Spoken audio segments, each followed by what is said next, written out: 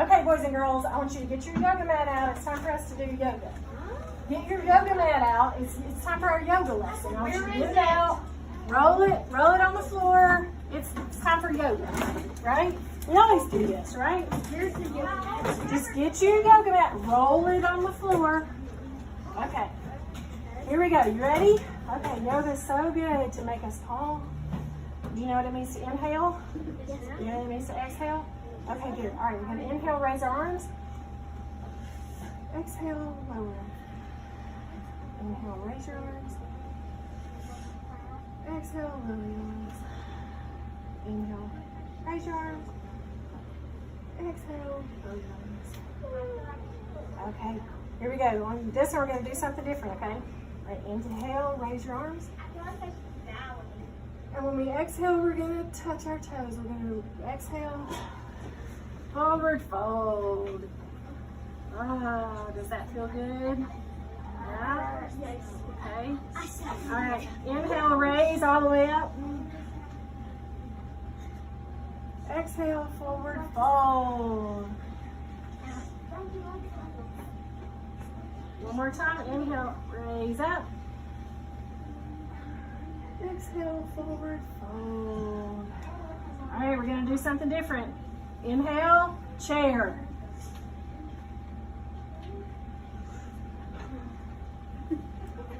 Oh, chair, you got to squat down, raise your arms up. All right, exhale, forward fold. Inhale, raise all the way up. Exhale, chair. Is it possible to take a nap while you're doing yoga? All right, inhale, raise up. I didn't get much sleep last night. All right, exhale, forward fold. All right, now, you ready? Put your hands on the floor. We're going to go to downward dog. You know that one? Oh, yeah, my Downward dog does dog. it all the time. Okay. My dog does it all the time. Your dog does it all the time? This hurts. Yep. I can't see. Okay, now go to plank. This hurts. Go to plank. Ready? I can't see. All right, lower down. You got it? Okay.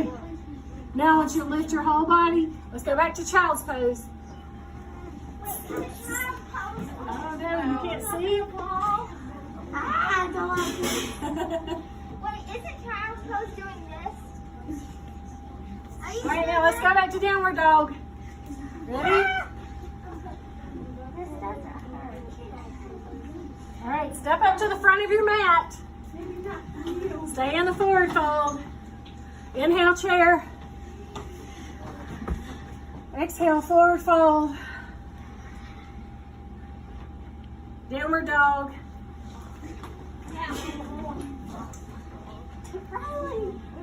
All right, now I want you to go on all fours. All fours. All right, you might not be able to see me. We're gonna do the cat pose. You know what the cat pose is? All right, you lift your back like a cat. Like a scaredy cat. All right, then lower your back like a cow. You did? All right, cat. Okay, cow. Okay, one more cat. One more cow. Okay, now sit back on your knees. Sit up. All right, now let's go to the seated position. Oh, now some people can't see me. Put your feet on the floor. All right, stretch your feet out long. Ready? Okay. Inhale, hands up high. Exhale, forward fold. Ooh. Is anybody stiff like I am? Oh, that hurts. Yeah. All right, inhale. Raise up high. All right, exhale. Turn to your right and twist. Take your right hand all the way back behind you and look over your right shoulder. All right, inhale. Arms all the way up to the sky. Exhale, go to the left side. Take your left hand all the way behind you. Look over your left shoulder. I'm looking at the chair. Ooh, I'm looking yeah. at the wall. I'm looking at the Stretch, chair. twist your back a little bit. All right. Inhale, raise your arms up high. All right, bring your feet into butterfly pose. Look at your friends, okay? All right, sit up high. Fold forward. Yeah, I'm not going to. I know, I can't go very far either. That's okay. I'm a yoga teacher. I can't go very far, right? Okay, inhale. We're going to do boat pose. Ready? Boat. Boat. Make a boat. That's good. All right. Exhale. Butterfly. Lean forward. All right, now bring your knees in. Feet flat on the floor. All right, you will slowly lower down onto your mat. And lay your palms down on the floor. And close your eyes. It is time for relaxation pose. You have to be very quiet. You take some deep breaths and have relaxation pose.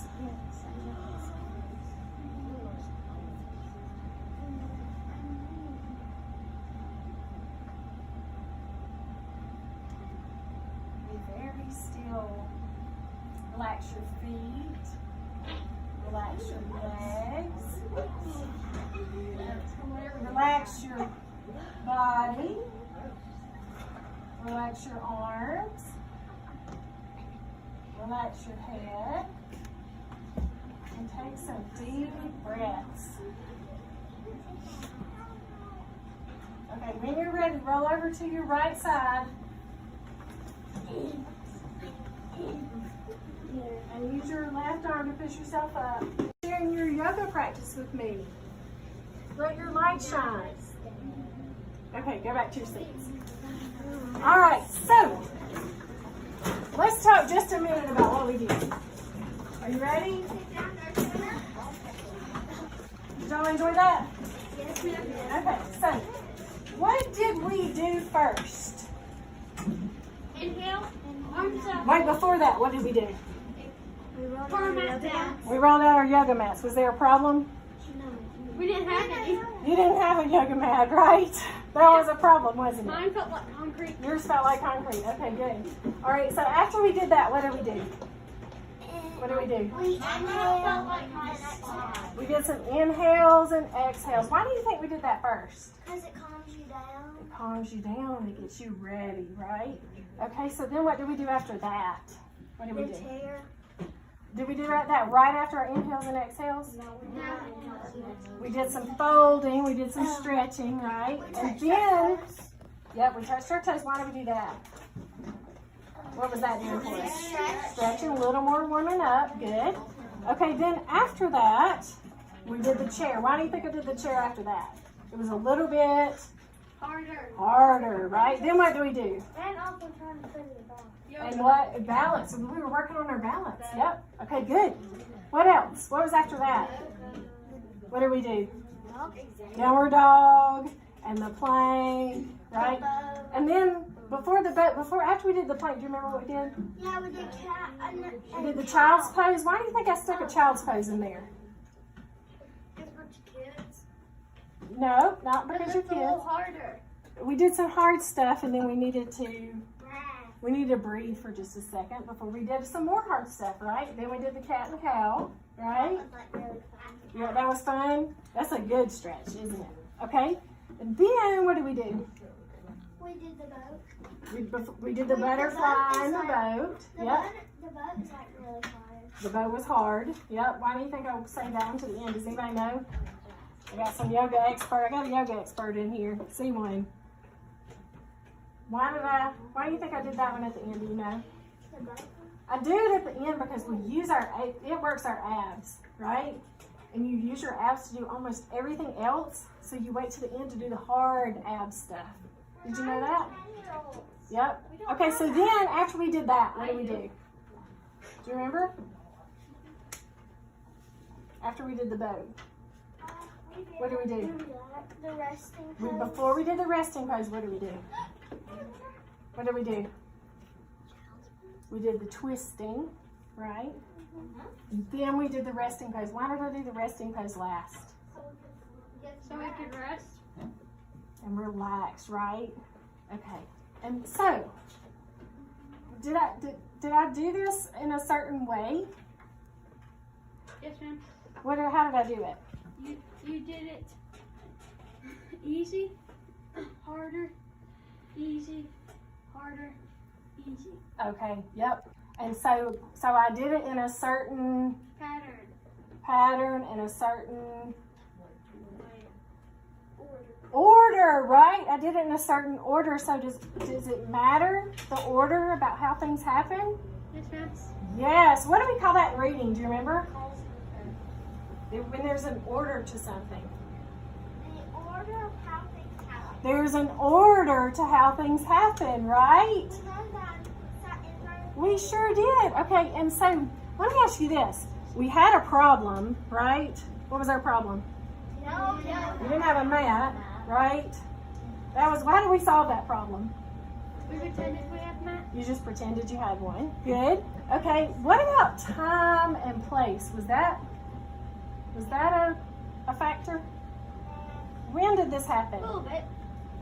It happened on the About 10. 23rd of August. On August 24th in the Past. morning, right? Yes, ma'am. Where?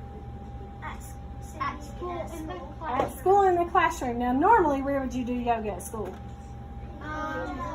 In the gym for PE, right? Okay. So let me ask you this: we said there's an order to how things happen, right? Sometimes there's a problem. Time and place are important. Where else in life is there an order to how things happen? Work. Work. What do you mean? A job. At your job, at somebody's job, they have to do things in order, right? Like at the Honda plant. Yes, ma'am. Well, how do they do it at the Honda plant?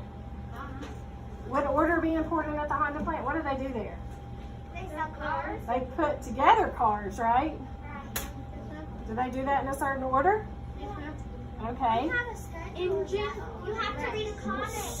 We have a schedule. Is that in an order? How? Like, if we get used to the schedule and we don't do it in order, we'll just all be confused. Yes. Right. Good. Okay. You said that what? A comic. You have to read a comic in order. Right now.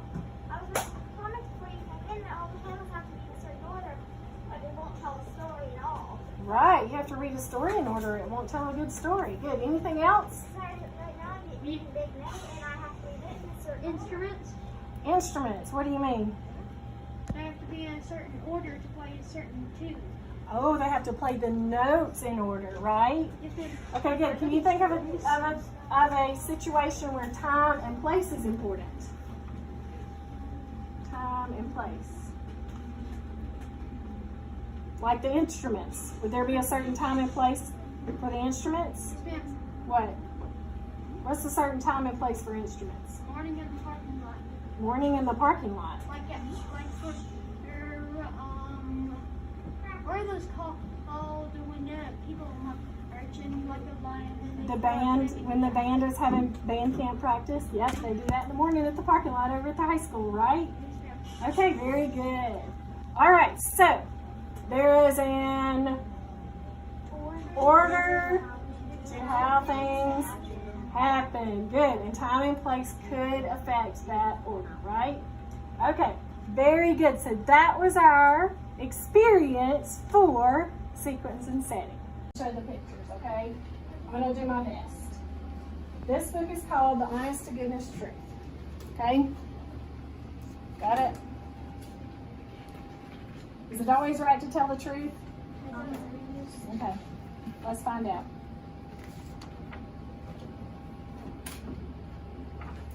Libby hurried out the door and down the porch steps. "Did you feed and water old Boss?" Mama called from her sewing room window.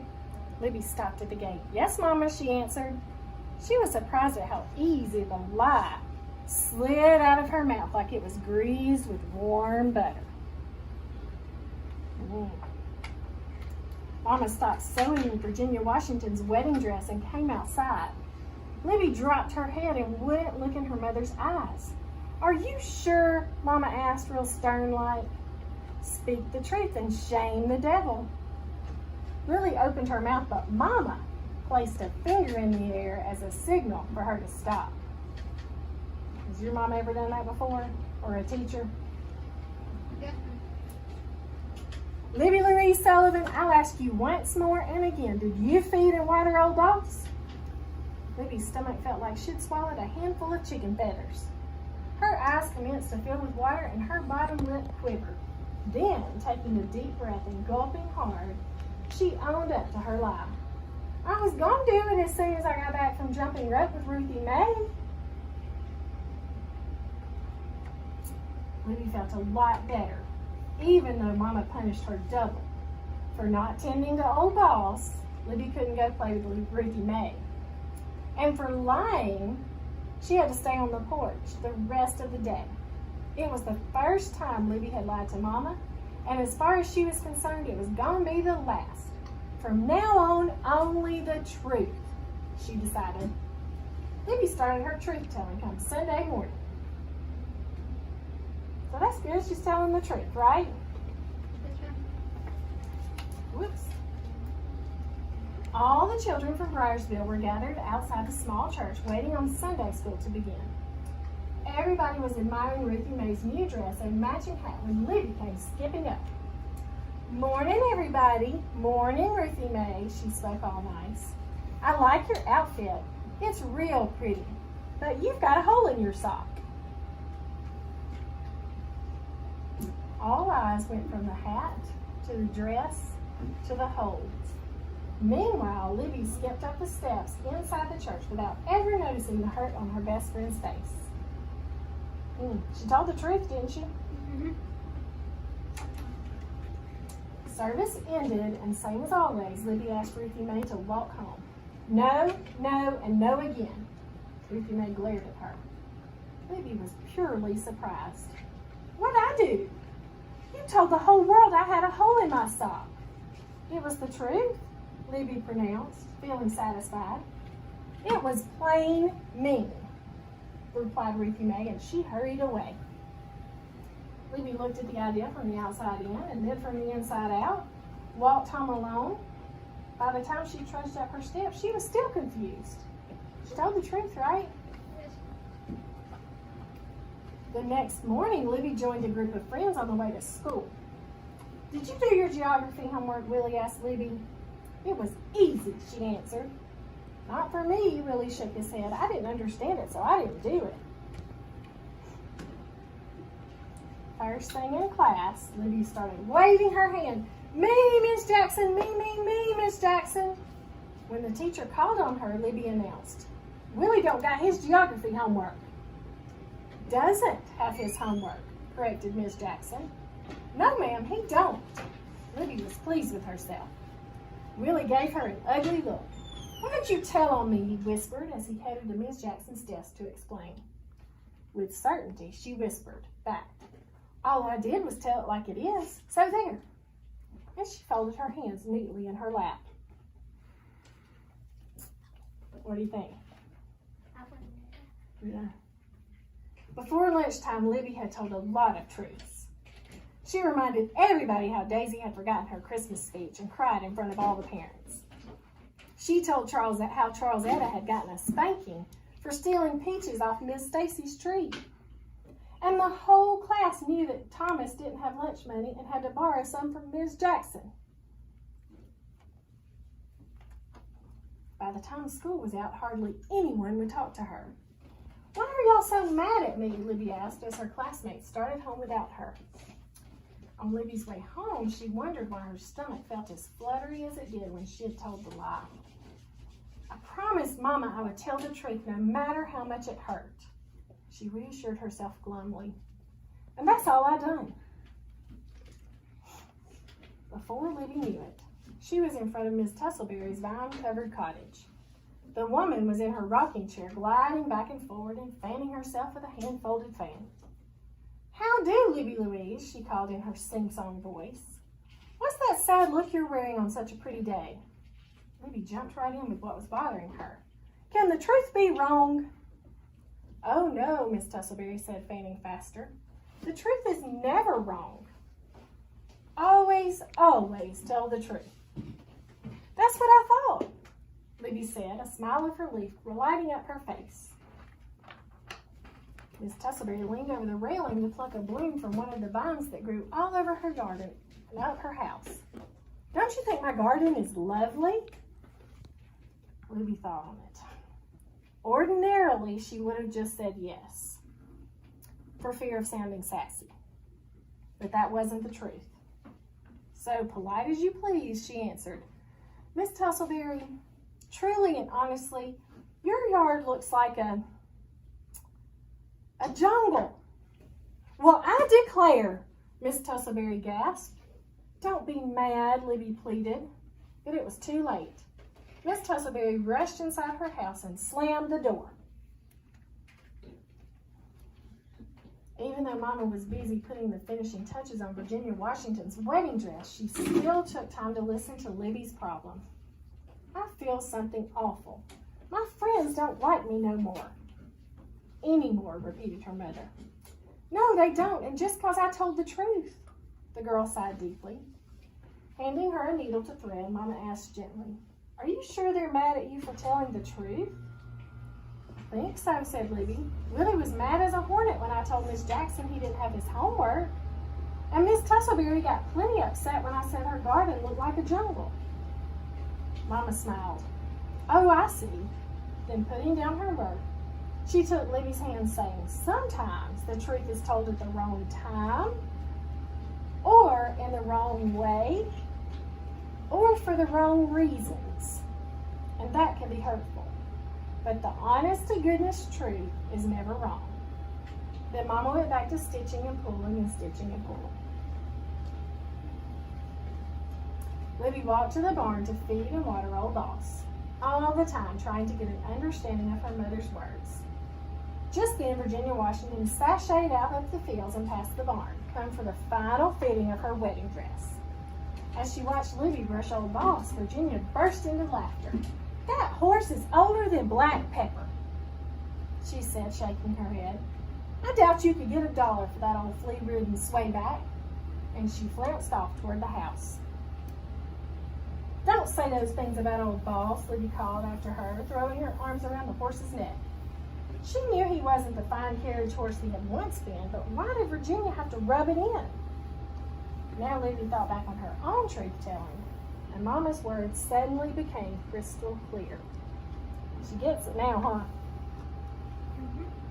The next day, Libby caught up with her friends on the way to school. She told Ruthie Mae, You did have a hole in your sock, but I could have whispered it to you instead of hollering it out for everybody to hear. I'm sorry. Ruthie Mae smiled. You finally got it, she said. Libby apologized to Willie, too. I should have let you tell Miss Jackson about your own homework. It was unfair. Besides, nobody asked me in the first place. That's all right, but hey, he added, do you think you could help me with my geography homework? No problem, said Libby. Later, Libby talked to all of the other victims of her truth-telling. But there was one more person she had to see. On the way home, she headed straight for Miss Tussleberry's house. Libby found her neighbor out front, down on all fours, pulling flowers and snatching up vines by the roots. When Miss Tussleberry saw her, she wiped her brow with the back of her hand and flashed a full smile. I'm sorry if I hurt your feelings yesterday, Libby said. Libby Louise, you were right, Miss Tussleberry replied. This place had gone completely and uncontrollably wild. But you were so mad at me. Miss Tussleberry waved a dismissing hand. The truth is often hard to chew, but if it is sweetened with love, then it is a little easier to handle. Libby really did understand. She picked up a hoe and began helping. Things are really looking pretty good around here, she said. And that was the honest-to-goodness truth. All right, so what lesson did Libby learn in this story? What lesson did she learn? Yes, ma'am. She learned to always tell the truth, but if you weren't asked what happened, you shouldn't say what happened. So you always tell the truth, but you have to tell it when you were asked, or if it's an emergency. Like if it's an emergency, it's okay to tell them without being asked, but you should tell them if you're asked. Okay, if you're asked. Like sometimes the time and place you should tell the truth. Oh, time and place is important here, right? If it's not the right time or the right place. And sometimes you have to say it in a different way. Oh, you might have to say it in a different way. What do you think? Sometimes it's better to not say anything. Is that what you were going to say? So you have to tell the truth, but you have to tell it in the right way, right? Okay, so that's our book. I'm going to go over our visual tool real quick, and then we're going to practice with this book, okay? Together. Got it? All right, so for sequence and setting, the first thing we do is we find 3 or 4 good events from the story. And they have to be good events from the story. They have to be events that are important to the story. Like, if we left them out, people wouldn't understand the story, okay? And then we're going to tell time and place, and if it changes, we'll change on which one, okay? And if we have a clue for the time and place, we'll put that. And then we're going to put the conflict in a circle at the bottom when we have a conflict, okay? You got it? Okay, so we're going to practice with a smart notebook. Pull up.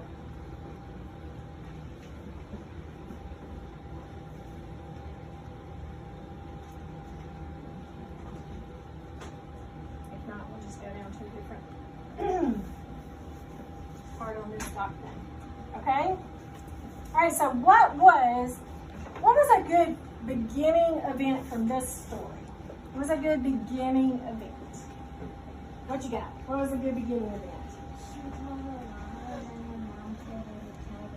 Oh, I like that. Do y'all think that's a good first event? She told a lie, and her mother told her, or she told a lie, she got in trouble, she decided to always tell the truth.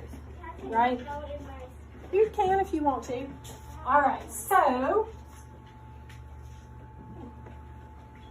let's put that down for our first event.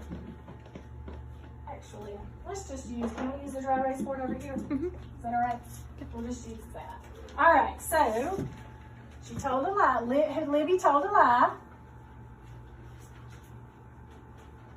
Got in trouble.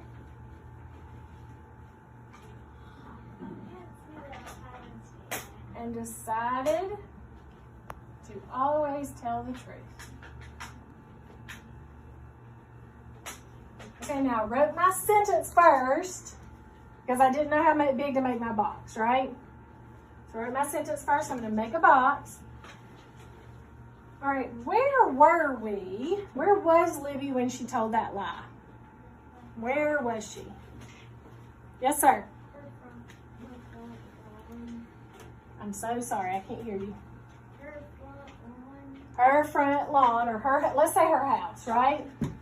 How do we know she was at her house?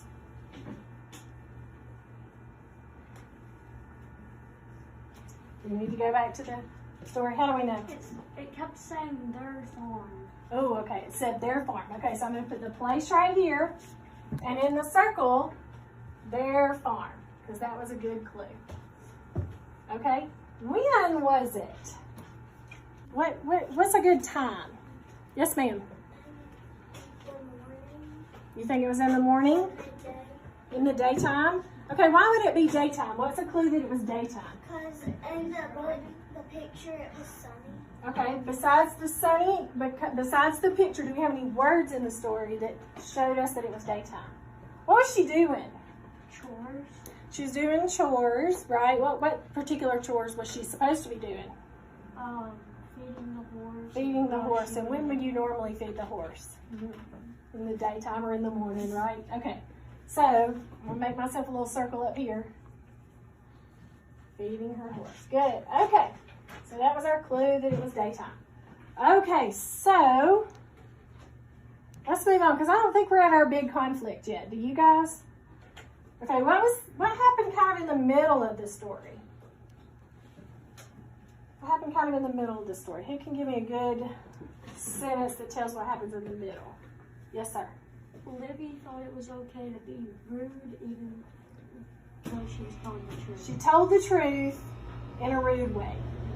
Okay, I like that. Libby told the truth in a rude way.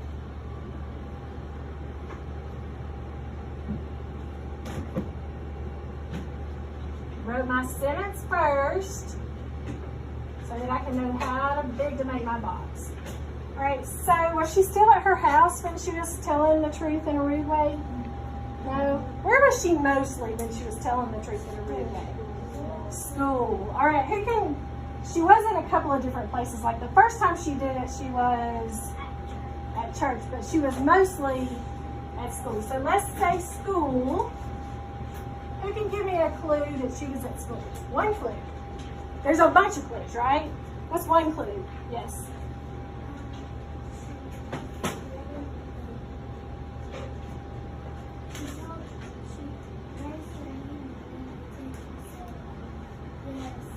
She told the teacher on Willie, right? All right, so I'm just going to say teacher as our clue, just for time, okay? All right, is it still daytime? Yes. Do we have to change that? Okay, but do we have a conflict now? Do we have a big problem? Yes. What is the problem now in the story? That Libby's telling the truth in a rude way. But that creates a problem, right? What problem does it create? Her friends are mad at her, right? So I'm going to make me a little circle down here. I think this is new in 4th grade, right? The conflict? Her friends are mad.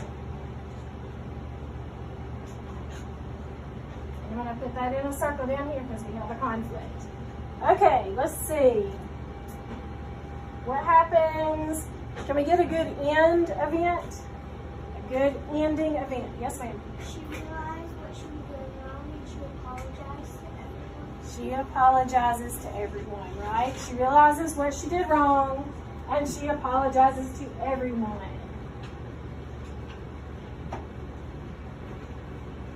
Does that still happen at school? Yeah. Yes, mostly at school, right? Does it still happen mostly in the daytime? So we can leave our setting the same, right? But if we needed to change it, could we change it? Absolutely. Okay, so that is our visual tool for sequence and setting. You got it? Do we have any questions?